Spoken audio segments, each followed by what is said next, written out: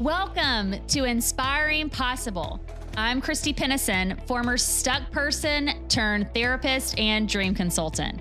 Are you feeling stuck, overwhelmed, uncertain, or just need a little inspiration?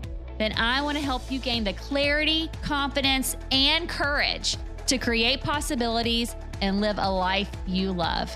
Because, folks, life's too short to be miserable.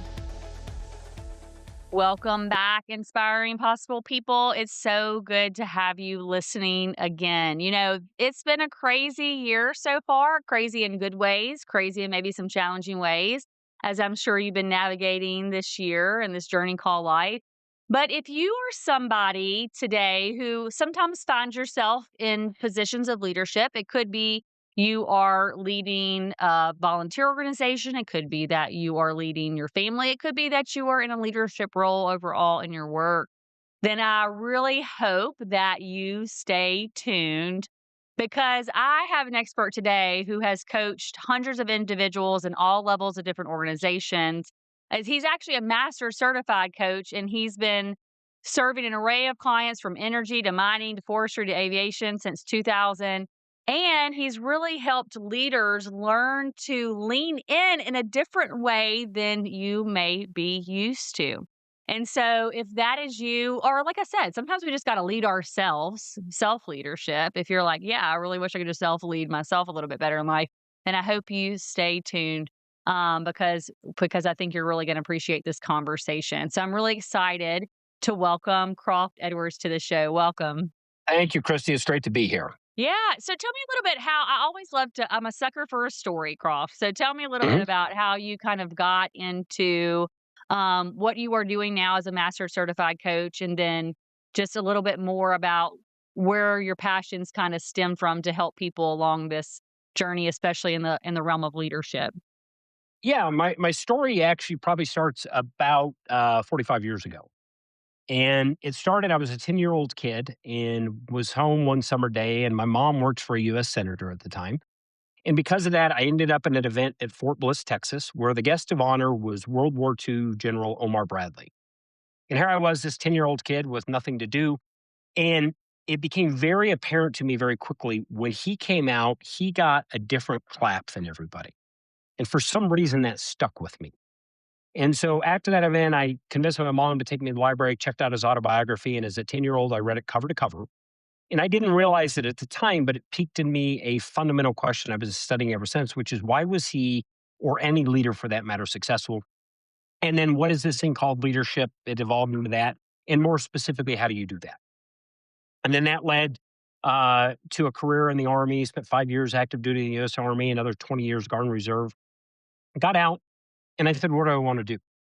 And that question of what is this thing called leadership was right there. So I started looking around, stumbled in to a small to medium sized leadership and change coaching and consulting firm here in Albuquerque and got hired as a quote unquote coach. And my first day on the job was coaching underground supervisors at a palladium and platinum mine in Montana. And the good news was being in an underground mine wasn't that much different than being in the Army, right? Rough environment, salt of the earth people, you wear a lot of PPE. And I really took to it. And after about 3 years, I had like 600 hours of coaching under my belt, or at least that's what I thought it was, and decided I want to get certified. And then that kind of led me down the path. So it was really just an organic thing that for some reason, that was the quest I started on. Yeah. Well, number one, thank you for your service. You're welcome. Um, but number two, just I'm curious, where do you think is the biggest challenge since you've worked with leaders from a variety of fields? What's the biggest challenge leaders face that you see? Well, I think you actually touched on it when you were doing your introduction, and that is my biggest leadership challenge is me. Mm. It's getting me out of the way, right? Because I may be in a situation where I don't want to say something, or I know I should, but my body kind of goes, yeah, that's uncomfortable, right? So I look at this idea that whether you're Omar Bradley, whether you're George Patton, or whether you're, Christy or Croft, we all have the same challenge, which is ourselves. And so my kind of core belief is it's our leadership journey is around self mastery. Mm. Yeah. Well, and look, I've served in different leadership role. And I was just actually having a conversation with another leader on my team today. And we were just talking about the reality is that, sometimes people see leaders and they have ideas about maybe what they do or what they don't do. And we're all leading in some way, I believe, because somebody's watching what you're doing in some form or Mhm, capacity. But we were just talking about the challenge that, like, leadership is hard because, mhm, somebody's got to go first, somebody's got to help direct. But you're right. I think we can very easily get in our own way, especially if we're focused more on a certain outcome versus really kind of like leaning into what's maybe going on. So mhm. how do you see leaders get in their own way? Many ways. My background is in what's called ontological coaching, which we look at fundamentally what it means to be human, and we look in three domains. The first is language. We create meaning in the stories we tell ourselves. So, one of the ways we get in our own way as leaders is we create stories.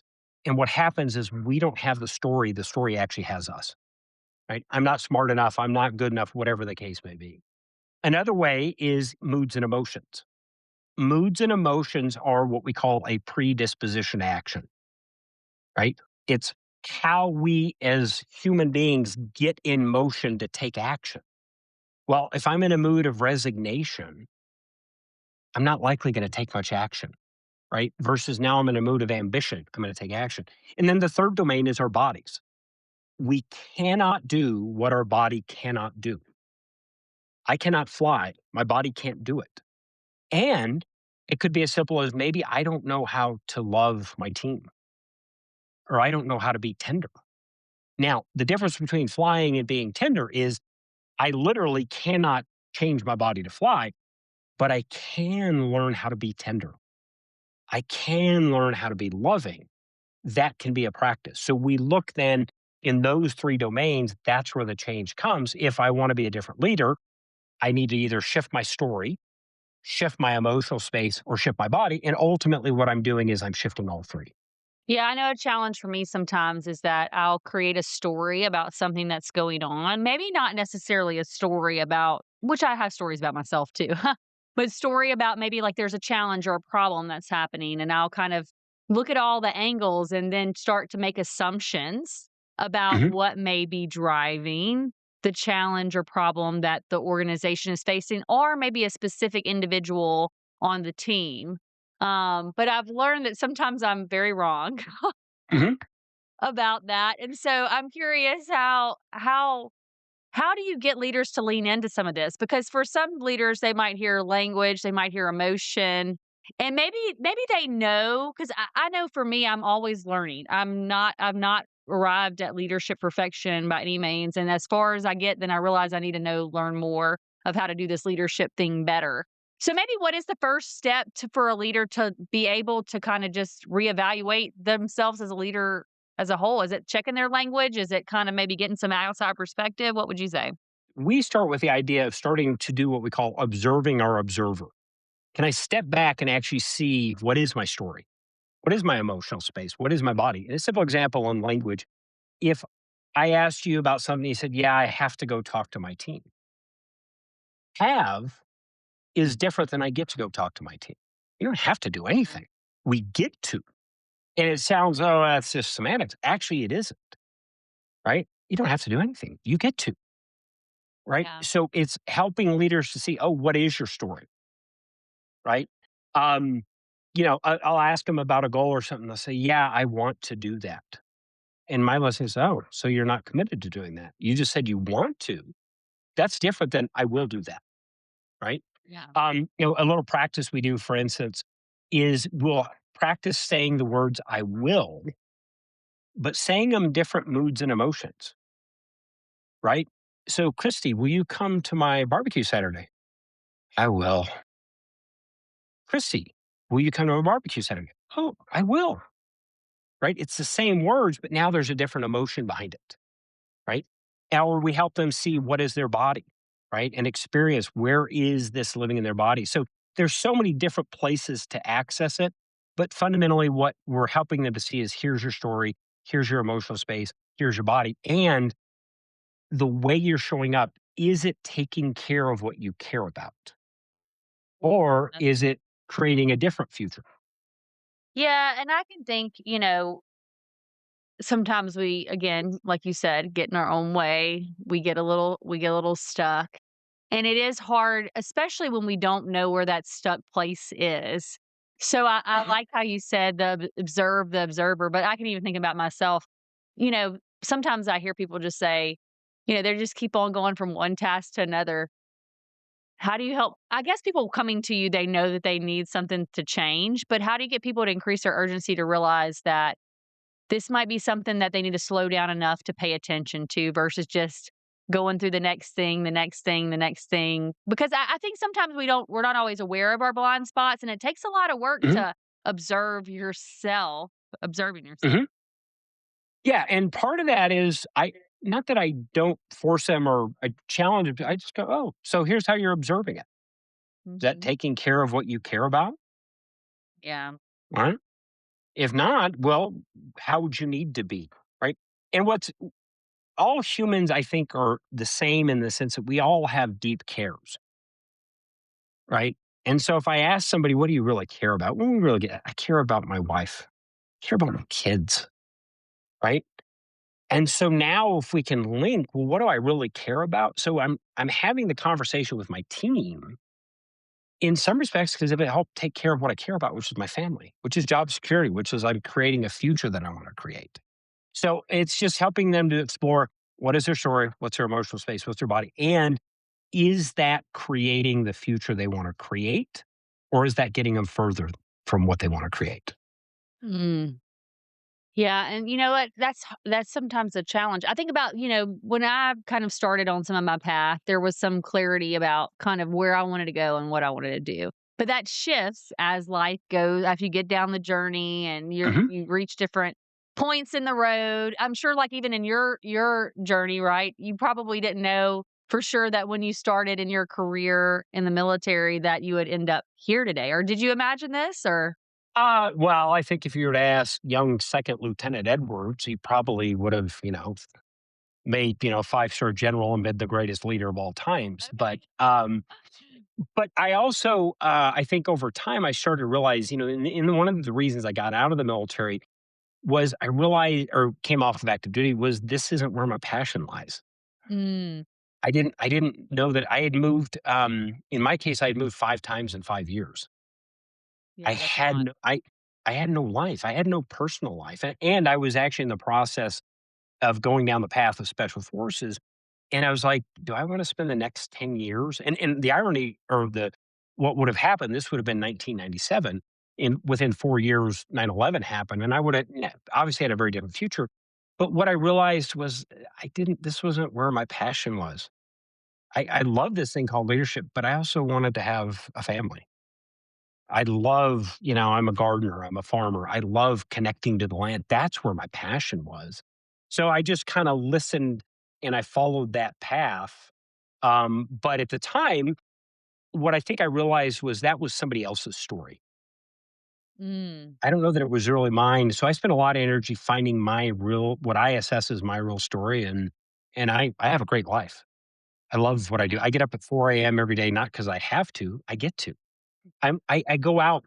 One of the first things I do in the morning is go out and feed animals. And every morning, it's like a sensory overload of smells and sights and sounds, and I just literally smile. I'm like, Mhm. this is the good life. And I'm aware that this may not be here every day, so I want to be just here today and enjoy it. Yeah, I love how it is really shifting language. There was one time I went to a conference, and Mhm. there was a speaker who got up, and he did some coaching. I can't remember what his focus was, but he made us turn to a stranger that was sitting next to us. So I had this girl sit next to me, and he's like, "Okay, I want you to hold hands." And so we held each other's hands and looked at each other's eyes, which is a little uncomfortable to do when you don't Yeah. really know somebody. And he encouraged us or invited us, is how I think he said it, to think about 3 things that when we got home from this event that we were kind of like maybe dreading doing, right? We are like, "Oh, this is not fun." And I remember for me, actually, one of the things that popped up in my mind, Croft, was I do have some cats, and scooping the kitty litter Yeah. box is just it's not my favorite. I now have a habit of doing it, but if you ask me if I wanna do it, then I'm like, "Ugh." And so he kinda did lead us through an exercise of helping us reshape our language over this, and there was 3. And, first he was like, "I have to do it." That was our language. And then he says, "Now I want you to repeat the 3 things, but I want you to change the word," just like you said Yeah. recently. "I want you to say now that I get to do it." And so again, we said, "Okay, I get to do this." And then the last thing he said, okay, he's like, "I'm gonna try to challenge you one more time to say this again." And again, my actually partner had a really harder thing that she was walking through. And he's like, "Now I want you to change the language to I'm blessed to do this." Hmm. And it was just a crazy shift. By the end of it, me and the girl were crying just from that Yeah. shift in language and that perspective shift. But it is hard to keep on changing that perspective. So, what is the way that you can think? I mean, I'm thinking myself as a leader that you can kind of maybe focus on shifting this almost daily, because I feel like Yeah. whenever you've lived in a story or just your natural incline to use certain language or not even maybe realizing what's going on in your body too. Because I think that's another thing. I'm curious. I want to hear a little bit more about Yeah. how you get people to tune into what's going in inside. But what would you say to that? Well, I look at the idea we are what we practice, right? Mhm. So I don't use the word habits as much as practice. It's a practice.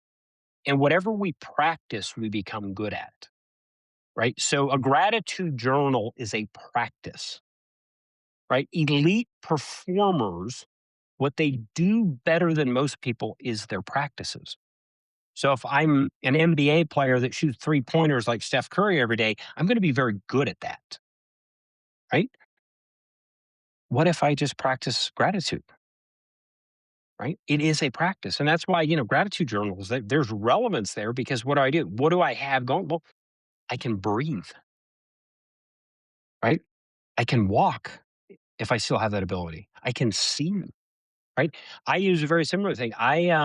One of my favorite activities in the entire world is shoveling horse manure because I get to, because it means we get to have horses. I get to be in a place where I can have horses. I'm aware that we won't have horses later this summer because my daughters are going off to college. But what I work very hard on, I'm going to celebrate every one of them because there will be a day when I look back and go, oh, I don't get to have horses anymore. Right. So it is a practice. And what most of us don't realize is we are practicing. We're always practicing. If I ask you, do you brush your teeth? You'd say yes. You can actually brush your teeth without even thinking. If I ask your dentist, are you brushing correctly? He or she would probably say, no, right? But what we don't realize is it's a practice. I could actually practice brushing my teeth effectively, but I just stopped there. Oh, this is what I practice. Well, just practice differently. My dentist recently gave me a thing. What he has me do is hold my toothbrush instead of my thumb up here, which allows me to put pressure. He's like, hold your uh, toothbrush like this, and I'm learning how to brush my teeth more softly. It's a practice. And we can do that with simple words like, oh, instead of, saying the word have to, I get to, I'm blessed to. It's a practice. Yeah. What do you think are the most essential practices? And I know you've studied, even like you said, leaders, really effective leaders, I would say, that really were able to influence people, impact people, lead people to create amazing things or have certain impact in the world. What would you say are some of the essential practices that you would say these are practices that I think really great leaders do or should Mhm. aspire to do every day? So I actually look at it as three practices, right? So if we Okay. look at, let's say it is running a marathon, we would say the third practice is actually running. That's the practice. But I think there's two practices before that are more important. The first is the practice of practicing. Right? So if you said, you know what, I want to run a marathon, great. Tomorrow morning, you're going to start at 5 o'clock. We're going to get up, blah, blah, blah. You get up at 5 o'clock and it's raining sideways and it's 35 degrees. My assessment is you may just go back to bed. Oh, So 100%, Croft, yeah, 100%. right. So the first practice is actually getting out of bed. Now, Let's say you get out of bed, begrudgingly put your shoes on. Oh, this is going to suck, right? Blah, blah, blah. The second practice is the practice of being a beginner and being in an emotional space that is conducive to learning, right?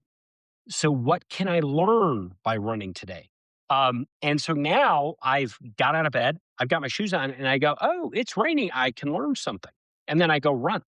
If I keep doing that over time, I'm going to get better. A quick little story. I need to research this. I can't remember the actual race, but I think it was like the 2012 London Marathon. And the person that won it in the female event category was like the 112th ranked runner in the world, who happened to be a nurse who lived in Detroit. And her training was in the winter in Detroit. Well, what was the weather like in Detroit in the winter? It sucked. But pretty soon she just ran and it was no big deal. Goes to run the London Marathon or whatever it was that year, shows up. Guess what the weather's like the day of the marathon? It sucks. The people ahead of her had been training in ideal conditions. They hadn't been training in the snow and the rain. She starts running. It's just like a normal run. And like a mile 18 or whatever, she realized, oh my gosh, I'm in the lead. It was because she had been practicing positive running, so to speak, in horrendous conditions. On a perfect day, she couldn't have hung with the high performers. But on Mhm. a rotten day, she had already practiced that. So it's the practice of practicing, it's the practice of being a beginner. And that's actually the path to mastery. Masterful performers practice for the sake of practice. They get Yeah. curious. They do what they do simply for the sake. One of my favorite examples of somebody who I assess as very masterful is Paul McCartney. I just saw Paul McCartney. I'm a big Beatles fan. Saw him in Albuquerque. He's 83. He did a 2 hour and 45-minute show. He's a billionaire and he was having the time of his life. He didn't have to do that. He was ecstatic because he got to do that. He's aware he won't be able to do it. And yet, for 60 plus years, he's been doing this. He's literally changed music, plays 42 instruments. In the concert, he plays 7 or 8 different instruments. Wow. What if that's how I approached my life? I probably would be masterful at whatever I do. And those that have met him said he's one of the most amazing people. He is what you see. And my assessment is because he practices being a beginner, he practices gratitude. Learning to begin again is hard. You're putting yourself into a beginner place is hard because most of the times it makes us uncomfortable. I don't Yeah. know. I don't know about you, but the first time Well, I start some, it's not. but notice right there what we're saying. I'm Yeah. uncomfortable, which means I haven't been practicing it. Mm, that's Well, true. running a marathon right now for most people is uncomfortable, unless for the last 2 years I've been practicing. It's actually easy, right? Playing 42 instruments for most people would be difficult. Why? Because they haven't been practicing it. So being a beginner is a practice. And so when we work in organization or with leaders, one of the things we start to look at is what's your story about being a beginner, right? We call it friends and enemies of learning. What's getting in the way of you learning? So the fear of looking bad is an enemy of learning. Oh, I don't want to look bad. Or, oh, that's uncomfortable. That's an enemy of learning. High performers look at it as, oh, what an opportunity to get better. Yeah. Just a different outlook and a perspective. You did say something earlier I want to kind of circle back to because I think Yeah. this is something I think a lot of people could also resonate with, but that being in an emotional space that's conducive to learning. And I know you actually wrote a book called The Liquid Accordion. Yeah. How much does emotional and our emotional capacity in a moment affect our ability to show up fully, especially in a leadership role? Well, the moods and emotions are a predisposition to action. They're how we see the world. So they are the lens in this moment for what I see. Not only do they impact it, they are how I see it. Right. So if I'm curious, oh, this isn't perplexing, this isn't confused. I'm curious, like, oh, I bet I can figure that out. So moods and emotions, again, a predisposition to action actually determine what happens. I thoroughly believe that really powerful and effective leaders, what they do is they show up in an emotional space that's more powerful than the people they're showing up with. As an example, I ask people, have you ever met like a Dalai Lama or a very spiritually profound person? They suck you in. I go back to Paul McCartney. I've watched video people, they just go, huh, I want to be with Paul McCartney. Why? He's an invitation. His moods and emotions are infectious. That's what he created. So, quick little McCartney story. As we were leaving the concert, we were in the parking lot going to our car, and his tour bus left. You know who was standing in the steps of his tour bus waving? He was. He didn't have to. He could have had a helicopter landing right there, flown him to anywhere in the world. He's on a tour bus and he's waving to his fans. Why? He loves it. He's curious. He's playful. And that infectiousness is just amazing. So I think that is actually a huge part, if not the key piece to leadership, is what mood or emotional space do I show up in?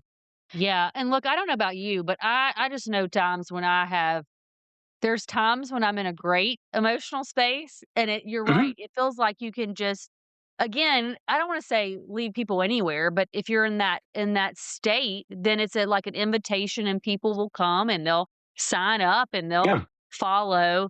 But I know there has been times where either because there's something that's heavy weighing on me, maybe it's a big decision, maybe it's I don't know, I'm having to deal with a very maybe not great team issue or something that's just weighing down on me as a leader because I take that responsibility. Is there anything you would recommend for people to shift that space when they feel like they're carrying a lot? Well, right there. That's a story, Yeah. right? So the analogy I use is a Rubik's Cube. Okay. So if you didn't know what a Rubik's Cube was, and I'm holding it up to you and I ask you, what do you see? Well, what do you see? White squares. Yeah, nine white squares. Why? Because that's the observer you are. The Mhm. reality is, this is many things. And most people go, the nine white squares represent my boss is a jerk. I've got this heavy decision. Donald Trump X, Donald Trump Y, whatever it is, right? And what they see, they think the issue is the thing. The issue is never the thing, it's how we observe the thing. So, one of the things I do, you've probably heard of the book Man's Search for Meaning by Viktor Frankl, I right? love that book. It's been a few years Yes, since I've read it, but I really probably need to read it yes. again. Well, let me ask you, whatever is weighing you down, would you trade that to be in Auschwitz? No. No, right? And yet, Frankl said, here I was in Auschwitz. I could not control that. I could, however, control how I wanted to be with that. Mhm. Right. So when we say something's weighing me down, well, guess what? We already have a story. Right. So, Yeah. quick example, if I have you slump your shoulders, look down at your feet, and I ask you, what do you see? You're Some going to old say, shoes. probably old shoes, not a lot. Now, pull your shoulders back, expand your chest, lift your head up, and look now. What do you see? I actually have a beautiful tree that's on my wall that's on the Huh, opposite side. yeah. The tree was there before. Your body couldn't see it because why? You were some down. Guess what? This Mhm. body is the shape of resignation. This body is the shape of ambition. Now, how does Superman stand? Yeah, I'll save the day, or I'll save the day, right? So think about this. As a human, if I stand like this, the body actually, one of its primary, if it's not its primary purpose is to protect us. So if I stand as a human being, humans are unique this way, every one of my vital organs is exposed, right? So if there's a threat, what does my body do? It pulls in to protect. So confidence is saying there is stuff out here and I will be okay. I can figure this out, right? So what'll happen is I'll hear people say, well, this happened and I lost my confidence. Actually, no, you just started practicing a different you. You started practicing resignation. And so now, well, yeah, you can't see a future because you're not seeing a future. But the person again would say, yeah, but you don't understand. Here's my story. It's bad. It's this. It's that. It's Donald Trump. It's good. It's bad. It's whatever it is. It's still a story. How do you want to be? And I'll even say, um, "Are you in Auschwitz?" Well, no. I of course, yeah. So actually, it could be worse. Yeah, right. Back to your have to get to blessed to. That's a story. And I bet when you were in blessed to, you know what I assess happened? You and your partner's bodies loosened up and you started to feel what you're blessed about. Yeah. Well, no wonder you started crying because you're like, wow. But when we have to, our bodies pray, yeah, I have to clean the cat litter. I have to do all these things. Those are all stories. That's my observer. And now back to the Rubik's Cube. This is now my story. But here's the thing. I don't have the story. It actually has me. Yeah. And that's what happens all the time. Yeah. Yeah, I mean, and I can see this play out so many, even as an observer of other people. Sometimes again, it's hard for us to always observe ourselves and be Mhm. that observer that's observing what we're going through, but it's sometimes easier to observe other people. And sometimes I do think, even when you're observing, you can see how these stories, the more you'll hear, have really sometimes grabbed hold in sometimes positive ways and sometimes not. But it is hard to shift people's stories if they can't shift it themselves. Kind of like what you Yeah. said, I think being aware of what that story is and just taking the time to think about. I'm even thinking about some of the stories that I may tell myself about, certain things that, I feel maybe I have to do and how to practice that.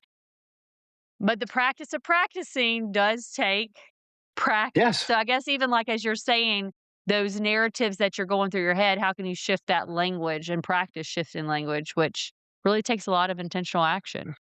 Well, why do you have this podcast and why is it titled what it's titled? Mhm.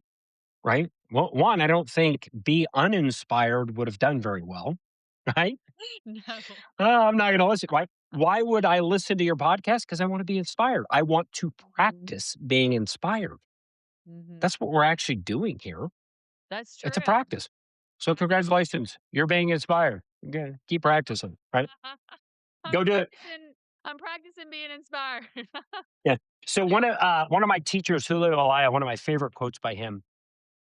Phenomenal coach, guru like, just this little Chilean man that you just can't help but love. And somebody said to him one day, they said, "Oh, Julio, I would love to do what you do." He said, it's actually quite simple. You simply have the same conversation every day for 30 years, right? Meaning you practice it. He is masterful in coaching, but what he will share is that it's because he's been practicing it for 30 years. And I am now 21 years down the same path, so to speak. And I marvel at what I can see. And I'm even more curious, like, what will I be able to see in 9 years that I can't see now? Yeah. Because I've been practicing this for 21 years. And not every one of the practices was good, right? That's where I mentor coach a lot of new coaches. And what's interesting is they'll be on hour 15 and they'll come and we'll debrief the call and they're like, oh, this sucked and this blah, blah, blah. And the feedback I start with is congratulations. That call was absolutely perfect. And what do you mean? It's absolutely perfect for where you are in your learning journey. It's actually revealing where you can learn. You're not at 10,000 hours because you don't have the 10,000 hours. You can't see what I see. You can only see what you can see right here. But if we become a beginner and we celebrate this call to go, oh, look what I'm blessed to learn, all of a sudden that same call now becomes a different call because I'm looking at it differently. Yeah. Yeah, and giving yourself permission to learn is and be like you said, be a beginner, Yes. you know? when you do have those stories that are telling you you don't wanna be in this Mm. discomfort, or you don't wanna not do this well, or you wanna whatever language or stories you're telling yourself, it's so hard to just reenter that phase and just say, "Hey, I'm Yeah, figuring this out." And that's actually my first attempt to figure this out, or second attempt, or 21-year attempt. yeah. I use the word practice a lot. I'm practicing. Okay, I'm not good at it yet. Eh, great. What can I learn from this? Quick example. I had a story for a long time. I hate engines. I hate fixing them. Blah blah blah. One of my best army buddies loves engines. He loves fixing everything. So I would start and I'd go over and I'm like, I don't know that the Chingadero, the Dubaflachi, they don't. And he's like, well, long story short, what he did is he taught me how to just be curious. He's like, first of all, there's a YouTube video for everything. He's like, type the year, type this. And then all of a sudden I started, oh, and now I still don't necessarily, I'm not like, oh, great, my Ranger broke down. I got to fix it. But I'm now going, oh, awesome. I can learn something. And what I actually do is it's broken right now. And I'm excited because I've got it on a trailer. And what it means is I'm going to go to his house. We're going to put it in his driveway and he and I are going to hang out and fix it. Actually, it's going to be a great time because I get to hang out with one of my best friends, Mhm. right? Yeah. Whereas before I was like, I don't want to. So it's just a practice. And Mhm. that's what I'm practicing. And now I don't foresee me being a full scale mechanic ever, but I can now do things on my Ranger I couldn't do a year ago. I can pull out the carburetor. I can fix this. I can go, oh, that didn't work. And because I'm a beginner. Yeah, yeah. Look, I was putting up, that reminds me of, we were doing a little small remodeling thing, and I needed Hmm. to soundproof a room, so I was putting up these acoustic panels, and my cousin was helping me, and he's like, and I never used a nail gun before, but I had to be a beginner, and at first I'm like, I didn't do it right." But the more I did it, I'm like, "Oh, wow, this is so much easier than I thought it was gonna be." Yeah. And I've created this narrative that I maybe couldn't do it because it was too complicated, or maybe I just never learned the skill, but I just said, "Okay, I guess I'm gonna learn how to do something different today." And now, like you Yeah. said, am I gonna go start remodeling houses? Probably not. That's not where my area of passion lies, but at the same time, it's a little bit less scary to me to operate Hmm. this this Because you're a beginner. Yeah. tool, 'cause I'm a beginner, yeah. Yeah, and I think Awesome. it is, I'm just thinking about too, it's just reminding yourself, because like you said, I think sometimes when people get in positions of leadership, there was something you alluded to earlier that, we might have a story that we don't wanna fail, or we wanna be able to do good at this, or we don't want to disappoint people. But I love how you Hmm. also said, linking it back to your really underlying why. I can't remember exactly how you explained it, but, like, it's like your Yeah. purpose. So if Yeah. it is that I'm trying to provide a great life for my family, then I can enter into that space a little bit differently, knowing that that's my mission of Yeah. how I'm interacting with others. Well, and back to the Viktor Frankl thing, his idea, the man's search for meaning, was those that survived, it was because they had bigger meaning. I've got to get out to find my family. I've got to get out to let people know what happened. I can't give up. I've got something bigger, right? Yeah. That's the meaning. And it's so sad. I saw a video of him where he was talking in the 60s about in the 60s, in Austria where he lived, there was a high level of suicide. And he said in Auschwitz, there wasn't a high level of suicide. And yet, if you would ask the people that committed suicide, and not faulting them, in their world, in that moment, the world was that bad. That's their Yeah. story. And yet, here are people that are arguably in humanity's lowest place finding meaning. And in his case, it was finding a sunset. It was Mhm. making it to the end of the day. It was seeing a flower. That's where I'm going to get meaning. That's the choice. Yeah. And to your point that you just said, it is a choice. And sometimes we forget that we can't always choose in that book. The Mhm. circumstances that were put in, the external variables, how people are treating us, they can take away our dignity, all those things. But we can choose how we respond. Yeah. And it's hard to sometimes remember in times that are kind of more challenging, to remind yourself that I get to choose how I'm gonna Mhm. respond in this moment, and how can I, like, zoom out and really just try to see the bigger picture, and focus on what's actually gonna create meaning and make meaning and hold meaning. Um, but, we do our best we can. We Yeah, people trying to people. that's right. We're people trying to lead people too for leaders, Yeah, yeah. yeah. So, yeah, and we only can learn what we know. And most of, our parents meant well, our teachers meant well, but we also grew up in a system, and this isn't faulting the education system, but what are we taught? You got to pass the test. You got to do it right. Being a beginner is not something we're taught how to do. In kindergarten, we were color, be creative. But eventually we started going color inside the lines, do it right. And so being a beginner for many people is foreign because I don't want to look bad. I don't want to Yeah, fail. As opposed to, I bet Paul McCartney could pick up instruments and go, I don't get this. But you know what? He just kept playing. yeah. Right? And that's what Yeah, a beginner does. yeah, and, I've recently, started me and my daughter, who is kinda sounds like around the same age as yours. She's a junior in high school, so we're not there yet. Yeah. She'll be a senior next year, but we recently I decided to do this hand ceramics class with her because she's, like, very creative, she's artistic and everything, and so I'm like, "Okay, we need to find a point of connection." And I need a point of mindfulness is what my goal was. I'm like, we're gonna go do this hand ceramics class where, we're rolling. And the teacher was teaching us how to do these things called, I think it's called cores. I might have it completely wrong, Croft. It was something like Okay. this. Okay. Yeah, it's all right. Like where you make You're a beginner. it reminded me when I was doing it, she's like, "Christy's the only one that likes doing this." And I said, "You know why I love it? It's because it reminds me of Play-Doh in kindergarten." And Yeah. you're right. When we were younger, not all the time, not all teachers were just, maybe for the younger age. They allowed you to be creative. You would do art Yeah. projects and you could sometimes make a mess and you get to roll things out and just see what becomes of it. And then we get into this prescribed it's a system really of learning that doesn't always allow us to um, well, it doesn't reward failure very well. Like if you're going to No. try it and you mess up on it, then there's going to be a negative connotation with that Yeah. versus you're going to try it and you mess up.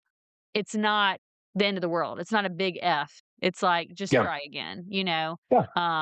And so I think that I'm glad that you brought that up because I didn't think about that, but it really can lend to a lot of people being scared to try. Yeah.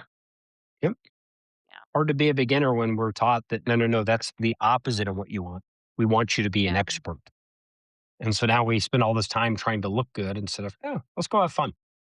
Yeah. We're going to see what happens. Well, Yeah. Croft, if people are they're maybe leaned into our conversation, they're like, okay, I want to know a little bit more about Croft. I also know that you have a book out. Yeah. Where can people kind of connect with you and find out a little bit more about kind of what you do and who you work with? Well, the good news is, in my case, there's not a lot of Croft Edwards. In fact, I think I'm the only one. I was for a while. I had a great grandfather who had that name, but he's not alive anymore. But so you can find me on X at Croft Edwards. My company is croftandcompany.com.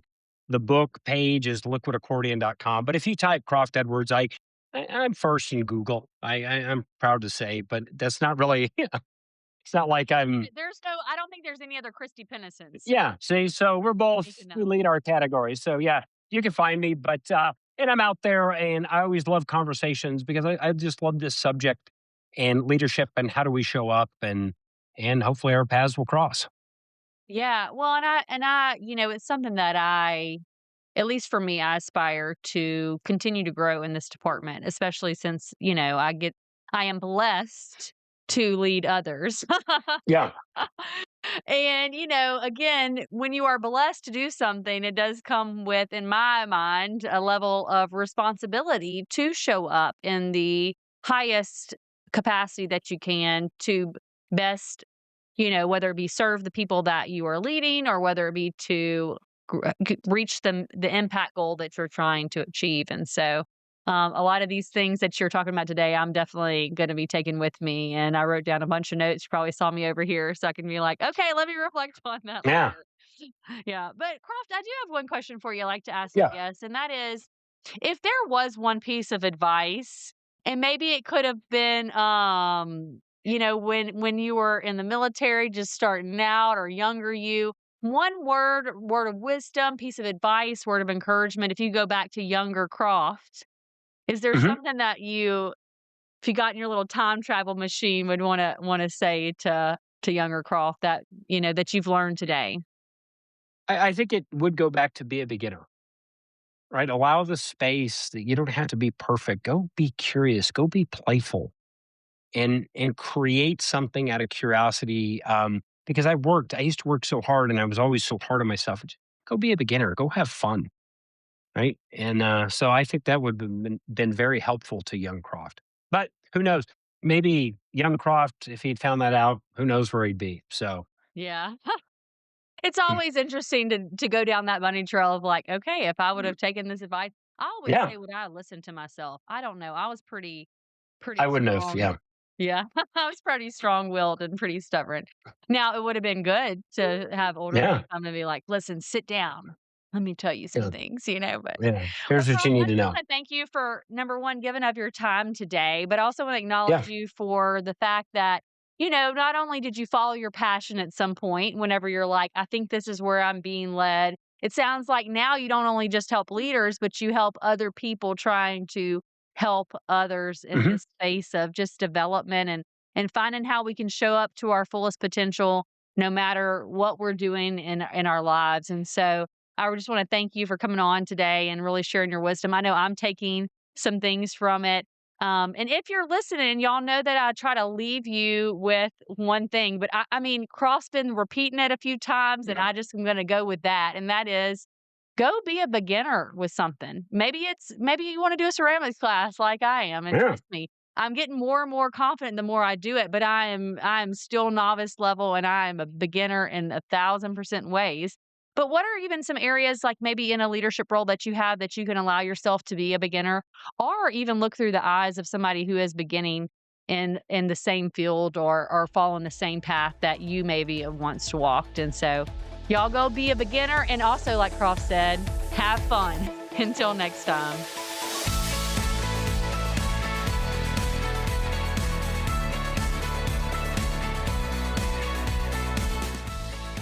That's all for today on Inspiring Possible. If you found a little inspiration today, please go on over to iTunes, Spotify, or wherever you tune in to listen to leave us a comment and rate us. Also, make sure and link up with me at inspiringpossible.com to get the free Dream It, Write It, Do It workbook. And don't forget to follow us on social media and share this with anyone who needs to be inspired. Remember, if you can believe it, it's possible.